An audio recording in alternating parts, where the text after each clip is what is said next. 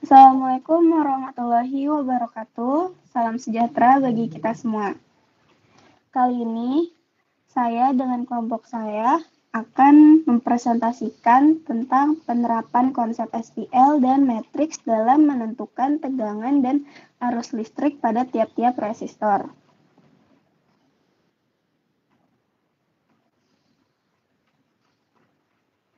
Sebelum itu, saya akan memperkenalkan anggota kelompok saya, yaitu kelompok 4.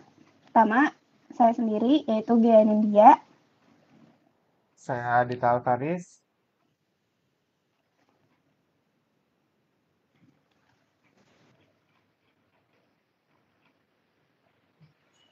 Saya Dwi Septian. Dan saya Dava Wahyu Erlangga.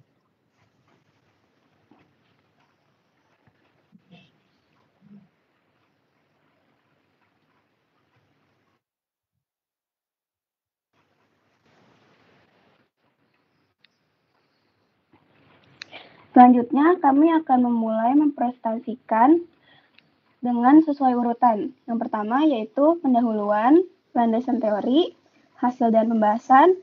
Yang terakhir adalah kesimpulan. Next. Yang pertama adalah pendahuluan yang akan dijelaskan oleh Dava. Baik, terima kasih Gia Nindya selaku moderator. Yang pertama kita akan membahas tentang pendahuluan. Informasi dalam bidang sains dan matematika seringkali ditampilkan dalam bentuk baris-baris dan kolom yang membentuk jajar 4 persegi panjang yang disebut matriks. Matriks seringkali merupakan tabel-tabel data numerik yang diperoleh melalui pengamatan fisik, tetapi dapat juga muncul dalam berbagai macam konteks matematis. Menurut Charles pada tahun 1993, mendefinisikan bahwa matriks adalah suatu bilangan yang berbentuk persegi panjang. Cara yang biasa digunakan untuk menuliskan sebuah matriks dengan M baris dan N kolom, dan salah satu cara aplikasi penggunaan matriks untuk mempersingkat sistem persamaan linear. Cara seperti ini disebut matriks diperbesar. Aplikasi matriks yang disusun dalam bentuk matriks diperbesar banyak mengalami atau mengilhami penyelesaian sistem persamaan linear. Penyelesaian tersebut meliputi aturan Cramer, eliminasi Gauss, inverse matrix, dan penggunaan metode-metode lainnya yang digunakan dalam sifat operasi matriks. Selanjutnya ada landasan teori. Landasan teori yang pertama ialah definisi sistem persamaan linear. Apa sih sistem persamaan linear itu? Sistem persamaan linear merupakan himpunan berhingga dari persamaan linear dalam n variabel x1, x2 hingga xn. Dinamakan sistem persamaan linear atau sistem linear. Sedangkan definisi persamaan linear adalah secara umum sebuah persamaan linear dalam n variabel x1, x2 hingga xn dapat dinyatakan dalam bentuk A1 x1 plus A2 x2 hingga AN xn sama dengan B, dengan A1, A2 sampai AN, dan B adalah konstanta real. Variabel-variabel dalam suatu persamaan linear kadang disebut juga variabel bebas. Selanjutnya, bentuk umum sistem persamaan linear atau biasa dikenal dengan SPL, yang terdiri dari persamaan dan n variabel x1, x2 hingga xn, atau dapat ditulis sebagai berikut: A11 x1 plus A12 x2 hingga A1n xn sama dengan B1, A21 x1 plus A22 x2 plus A2n xn sama dengan B2, sampai AM1 x1 plus AM2 x2 sampai AMN xn sama dengan BM. Dengan AIJ dan BI, I lebih dari M dan kurang dari 1, dan J lebih dari N dan kurang dari 1 adalah konstanta-konstanta real. Jika ditinjau dari bentuk sistem persamaan linear pada persamaan 1, maka dapat juga dinyatakan sebagai berikut: A, X sama dengan B, yang mana A adalah matriks koefisien dan X merupakan variabel, dan B merupakan konstanta. Selanjutnya, penyelesaian sistem persamaan linear yang akan dibahas oleh Dwi Septian.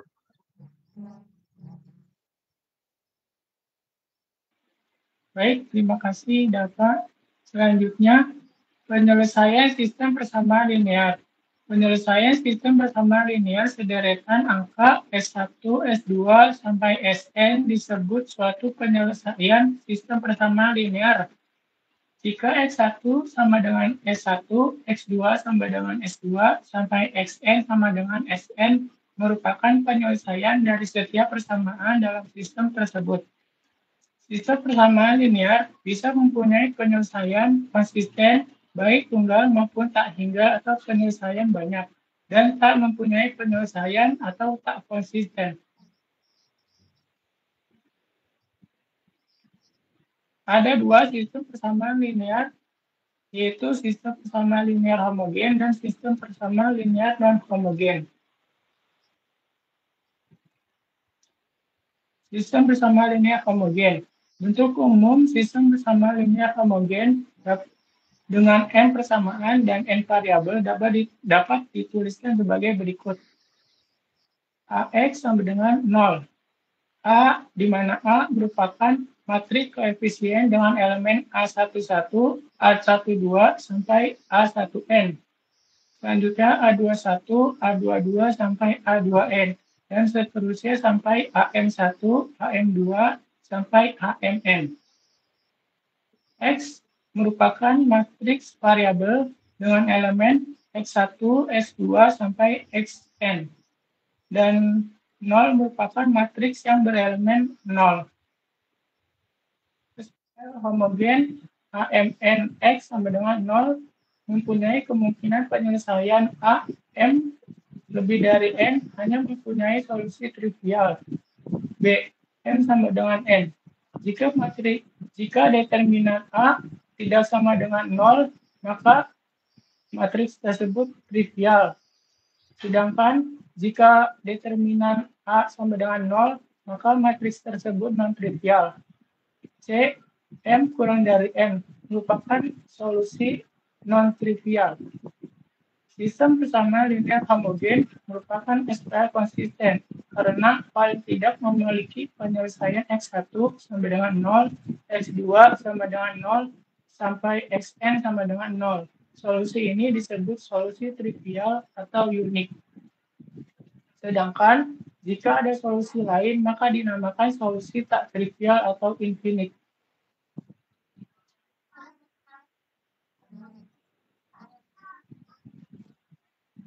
Sistem persamaan linear non-homogen adalah sejumlah persamaan linear di mana sisi sebelah kanan dari persamaan tersebut adalah tidak sama dengan 0. B tidak sama dengan 0 dapat dinotasikan sebagai berikut. AX sama dengan B, di mana A merupakan matriks koefisien dengan elemen A11, A12, sampai A1N. Selanjutnya A21, A22, sampai A2N. Dan seterusnya sampai AM1, AM2, sampai AMN. X merupakan matriks variabel dengan elemen X1, S2, sampai Xn. Dan B merupakan matriks konstanta dengan elemen B1, B2, sampai Bn. Solusi persamaan linear non-homogen jika rank A sama dengan N, N adalah jumlah bilangan yang tidak diketahui dan ring merupakan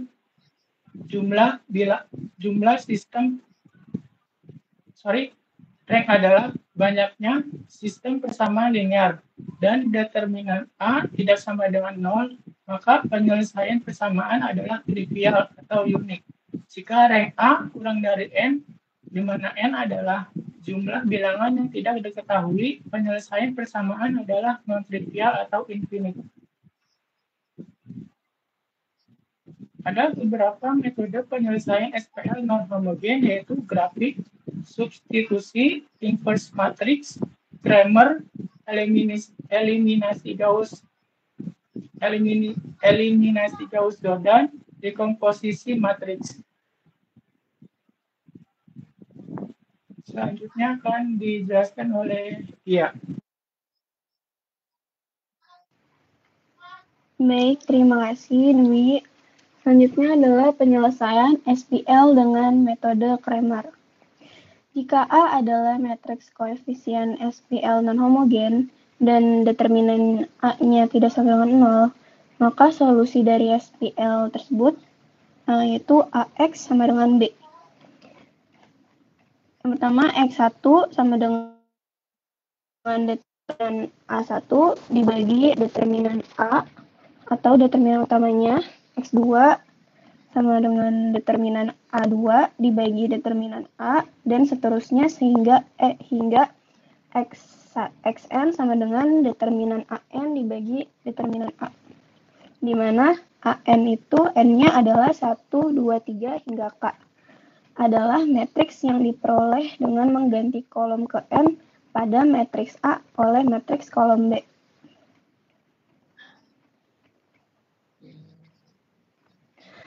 Jika matriks A-nya sama dengan A11, A12,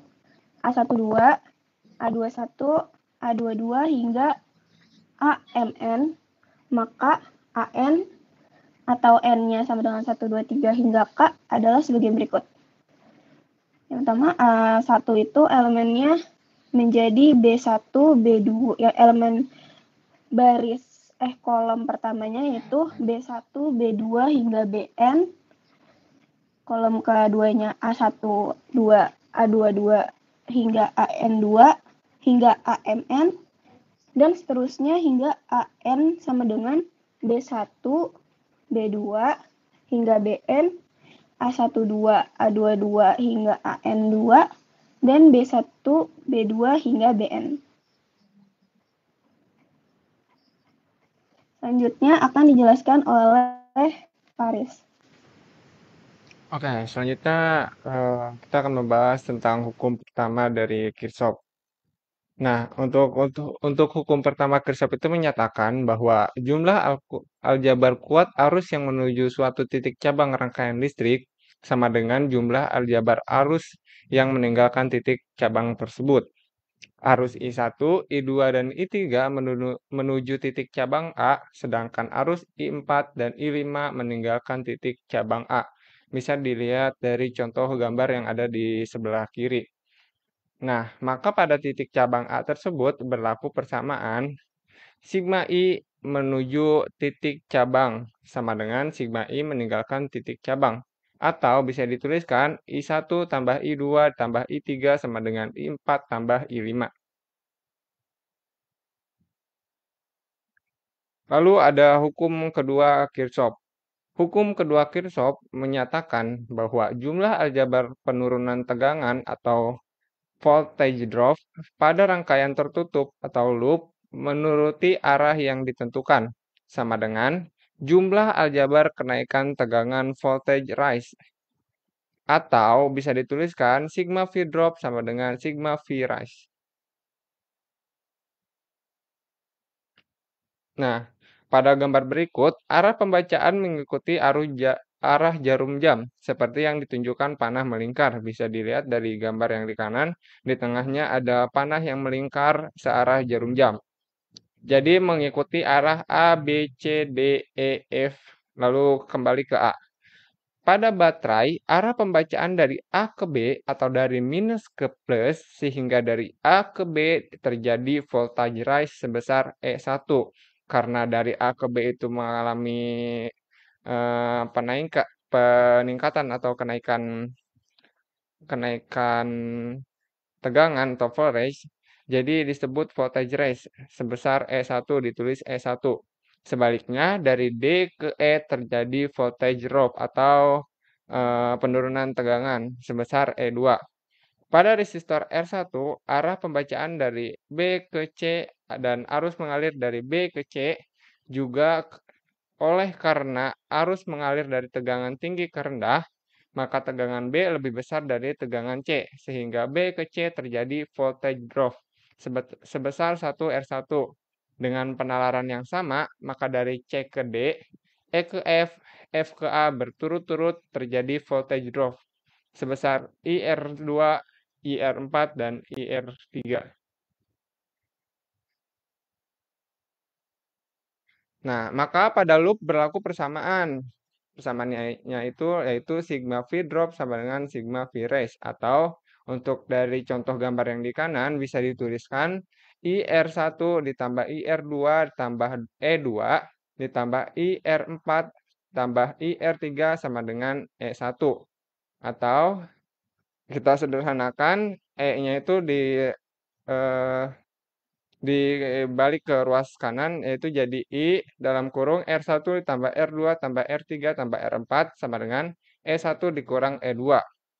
Nah, pada waktu menggunakan hukum tersebut, jika dari perhitungan diperoleh harga arus bertanda aljabar minus, maka arus yang benar adalah berlawanan dengan arah yang telah ditentukan secara sembarang pada langkah awal.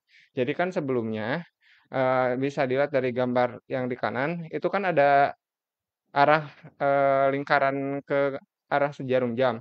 Nah, itu tuh kita yang menentukan sebelumnya. Nah, jika setelah menggunakan hukum tersebut terus hasil yang kita peroleh itu minus, maka arah yang sebenarnya itu arah sebalikannya. Berarti kalau kita menentukan dari awal ke kanan terus hasilnya minus, maka arah yang sebenarnya itu ke kiri, seperti itu. Next. Nah, lalu ada hasil dan pembahasan. Nah, ini sekarang kita masuk ke penerapan SPL-nya itu dalam kelistrikan ya. Nah, jika di dalam sebuah rangkaian kerja elektronika seperti gambar di samping, nah ini ada contoh gambar di mana ini itu eh, rangkaian kelistrikan. Carilah tegangan dan arus listrik pada tiap-tiap resistor. Nah, resistor itu yang ada 4 ohm, 2 ohm yang ada kotaknya itu. Nah, lalu untuk kotak yang besar yang bagi 4 itu, masing-masing satu kotak itu disebut loopnya. Next. Nah, lalu ada penyelesaian. Nah, kita menggunakan hukum kedua Kirchhoff. Tentukan 4 buah loop sembarang seperti pada gambar berikut ini. Nah, kita menentukan arah arusnya dulu. Seperti tadi sudah saya bicarakan kalau kita menentukan arah arusnya itu sembarang terserah. Nah, di sini kita dari keempat loop itu kita menggunakan arah ke kanan yaitu searah jarum jam. Nah, lalu berdasarkan hukum Kirchhoff yang kedua, didapatkan persamaan yaitu loop 1 didapat. Nah, cara mencari loop satunya itu kalian lihat dulu gambarnya. Lalu bisa kita lihat di loop 1 yang kiri bawah. Nah, itu tuh kalian hitung dari bawah, dari yang 4 ohm. Kalian tulis jadi 4I1, lalu ke arah jarum jam, itu ke kanan, yaitu ditambah 2 yang ohm itu jadi tulis 2I1, terus ke atasnya ditambah 4. Nah, karena di si 4 ohm itu atau resistor itu terhubung antara loop 1 dan loop 2, jadi ditulisnya 4I1 dikurang I2. Lalu ditambah 10. Nah, tambah 10 ini karena kita melewati baterai dari atas, dari plusnya. Dari plusnya. Jadi kita tulis plus 10 sama dengan 0. Atau jika kita sederhanakan hasilnya menjadi 10I1 dikurang 4I2 sama dengan minus 10. Nah, cara mencari loop 2, loop 3, dan loop 4 juga menggunakan cara yang sama. Cara yang kayak tadi. Kita mulai dari resistor yang memang cuma ada di loop tersebut. Nah, di loop 2 itu dari kiri dari 2 ohm kita tulis 2 1 2 ditambah ke atasnya jadi 4 ditambah 412 lalu ke kanannya 2. Nah, ini karena si resistor ini yang 2 ohm ini terhubung antara loop 2 dan loop 3, maka ditulisnya 2 I2 dikurang I3. Nah, lalu ke bawahnya ke 4 sama karena tadi terhubung dengan loop 2 dan loop 1, jadi ditulisnya 4 ditambah 4I2 dikurang I1 sama dengan 0. Nah, nggak ada plus 10 kayak yang di atas karena si loop 2 ini tidak melewati si baterainya itu yang 10 volt, yang plus minusnya. Jadi tidak ditulis jadi sama dengan 0. Dan jika disederhanakan jadinya 12I2 dikurang 2I3 dikurang 4I1 sama dengan 0. Lalu berlaku cara yang sama untuk loop 3 dan loop 4. Bisa di next.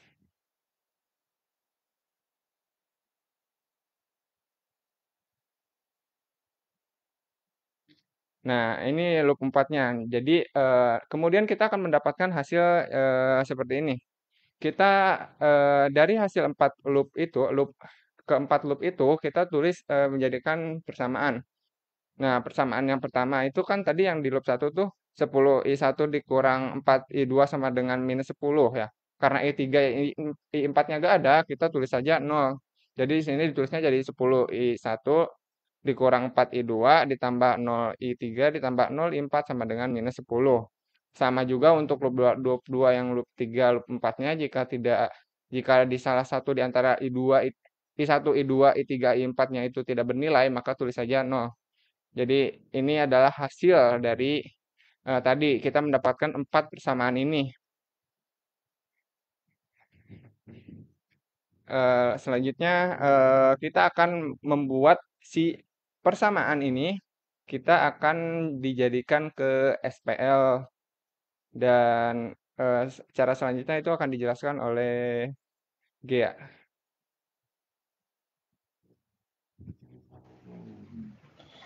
Baik, untuk melanjutkan penjelasan itu, yang pertama itu lalu dari SPL tersebut dirubah ke dalam bentuk matriks SPL yang udah disebut oleh Faris tadi, diubah ke dalam bentuk matriks, yaitu menjadi 3 matriks A dikali X sama dengan B.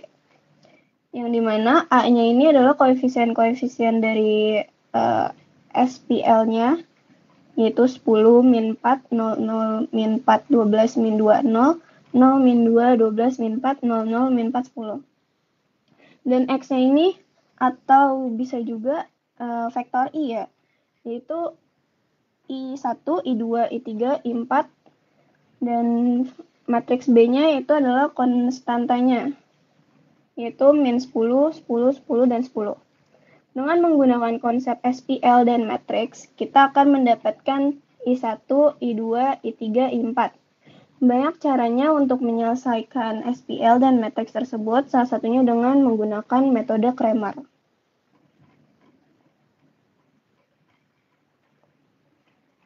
Next.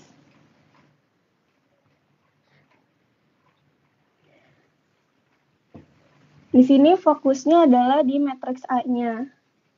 Kita akan mencari determinan matriks A. Yang pertama menggunakan ekspansi Laplace. Nggak cuma determinan A-nya, tapi juga sesuai landasan teori metode Cramer, yaitu determinan A-nya atau determinan utama, determinan A1, determinan A2, dan determinan A3. Yang pertama determinan utamanya atau determinan A. Ini menggunakan metode ekspansi Laplace yang acuannya barisan pertama, yaitu 10, min 4, 0, dan 0. Setelah itu, masing-masing elemen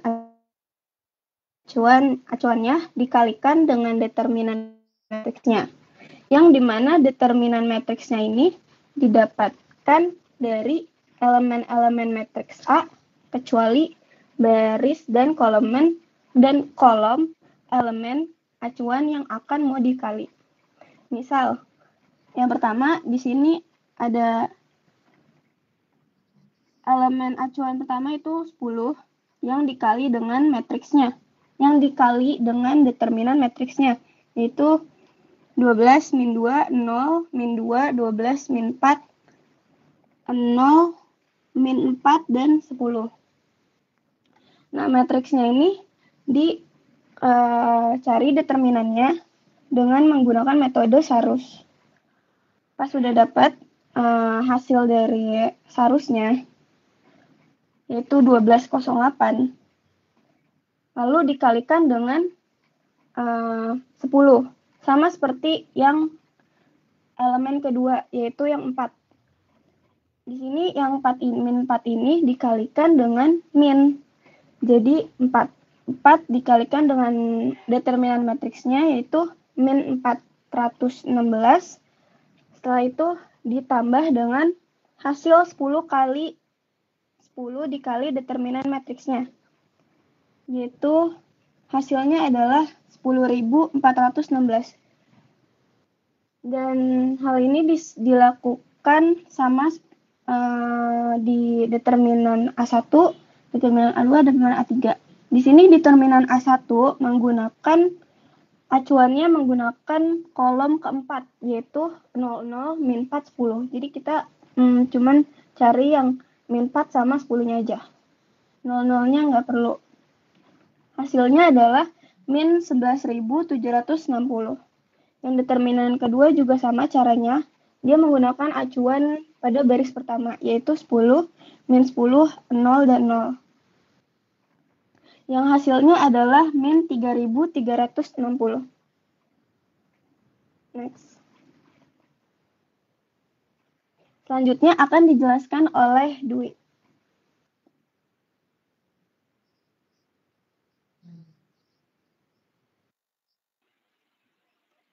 Baik, terima kasih. Selanjutnya, kita akan mencari determinan A3. Pertama, kita akan mengganti kolom ketiga dengan kolom konstantanya. Kemudian, kita ganti kolom, kemudian kita gunakan kolom ketiga sebagai acuannya. Kita gunakan baris ketiga sebagai acuannya. Kemudian, caranya sama dengan seperti sebelumnya, menggunakan metode Sarus, lalu didapatkan hasil 3.360. Selanjutnya, kita akan mencari determinan A4. Yang pertama, kita akan mengganti kolom keempat dengan kolom konstantanya. Kemudian, kita gunakan kolom keempat sebagai acuannya. Kemudian, kita menggunakan metode Sarus, sama seperti sebelumnya, lalu didapatkan hasil 11.760.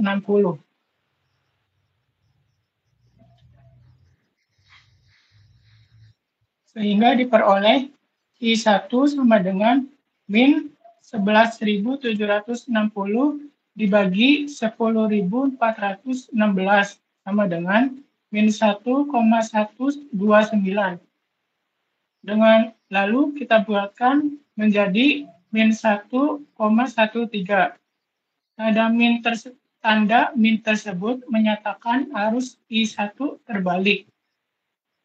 Selanjutnya I2 sama dengan min 3.360 dibagi 10.416 sama dengan min 0,322. Kemudian dibulatkan menjadi min 0,32. Tanda min tersebut menyatakan arus I2 terbalik. Selanjutnya I3. Sama dengan 3.360 dibagi 10.416 sama dengan 0,322. Kemudian dibulatkan menjadi 0,32. Selanjutnya I4 sama dengan 11.760 dibagi 10.416 sama dengan 1,129 yang dibulatkan menjadi 1,13.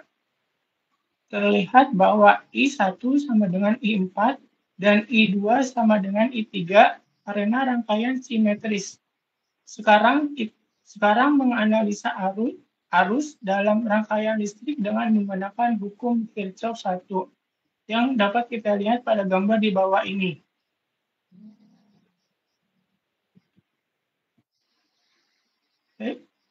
Baik, selanjutnya akan dijelaskan oleh Dava. Baik, terima kasih Mas Dwi Septian. Selanjutnya melanjutkan persoalan.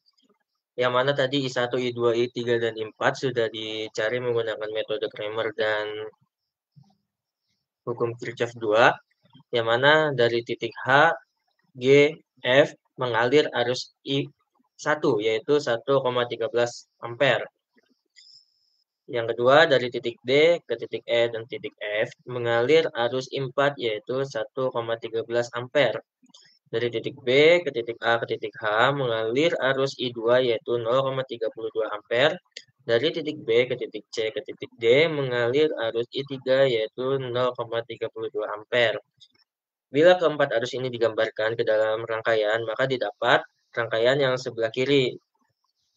Di situ terletak A, B, C, D, E, F, G, H, sampai dengan I yang di tengah.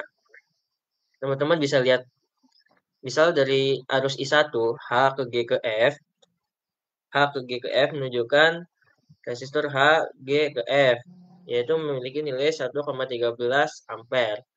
Maka tegangan tiap resistor dapat dihitung. Yang pertama, V AB sama dengan VBC. Bisa dilihat teman-teman, VAB sama dengan VBC. VAB dan VBC, yang mana memiliki arah yang sama dan besaran tegangan yang sama, yaitu 0,32 ampere. Maaf, kuat arus yang sama 0,32 ampere dikali dengan resistor yang dilewatinya atau dilaluinya pada VAB dan VBC, yaitu sama-sama melalui resistor dengan nilai 4 ohm. Maka bisa kita hitung, yaitu 0,32 ampere dikali 4 ohm sama dengan 1,28 volt. Selanjutnya yang kedua, VAH sama dengan VCD. Bisa dilihat teman-teman, VAH berada di sebelah kiri atas dan VCD sebelah kanan atas. Memiliki jalur yang sama dan arah yang sama dan melalui resistor yang sama-sama melalui 2 ohm, maka dapat dihitung 0,32 ampere kali 2 ohm sama dengan 0,64 volt. Selanjutnya VBI. VBI ini bisa dilihat teman-teman dari garis tengah atas ke titik tengah, yang mana mendapat nilai 0,64 ampere dikali 2 ohm karena melewati satu resistor saja, sama dengan 1,28 volt. Selanjutnya VHI sama dengan VID. Bisa dilihat teman-teman, HI dan ID memiliki arah yang sama dan melalui resistor yang sama, yaitu nilainya 4 ohm. Maka dapat dihitung 0,81 ampere dikali 4 ohm sama dengan 3,24 volt. Selanjutnya VHG sama dengan VDE memiliki nilai sama dan arah yang sama dan melalui resistor dengan nilai yang sama, maka dapat ditulis dengan 1,13 ampere dikali 2 ohm sama dengan 2,26 volt. Dan yang terakhir VGF sama dengan VFE maksudnya memiliki nilai kuat arus yang sama dan melalui resistor yang sama, yaitu sama-sama melalui resistor bernilai 4 ohm. Maka dapat dihitung 1,13 ampere dikali 4 ohm. Jadi didapat 4,52 volt. Selanjutnya ialah kesimpulan.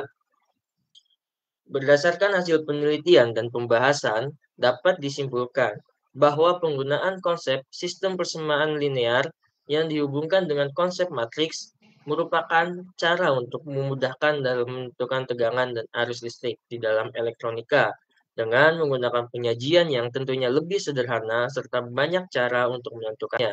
Dengan banyaknya cara ini, diharapkan dapat mempermudah dalam mencarinya, karena disesuaikan dengan kebutuhan yang ada.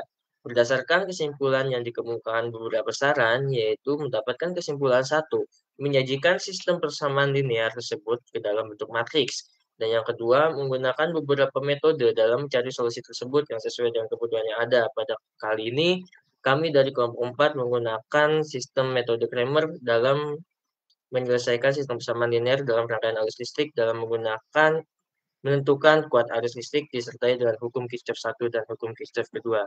Selanjutnya adalah referensi pada penelitian kami kali ini.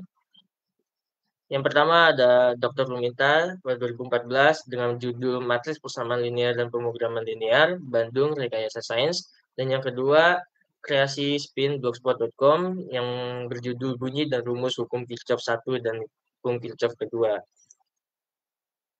Selanjutnya saya serahkan kembali kepada Gia selaku moderator. Baik, terima kasih. Selesai sudah presentasi dari kelompok kami mengenai penerapan konsep SPL dan matriks dalam menentukan tegangan dan arus listrik pada tiap-tiap resistor.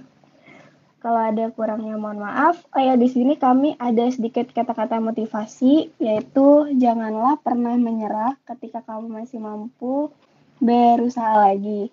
Tidak ada kata berakhir sampai kamu berhenti mencoba. Sekian dari kami, terima kasih. Wassalamualaikum warahmatullahi wabarakatuh.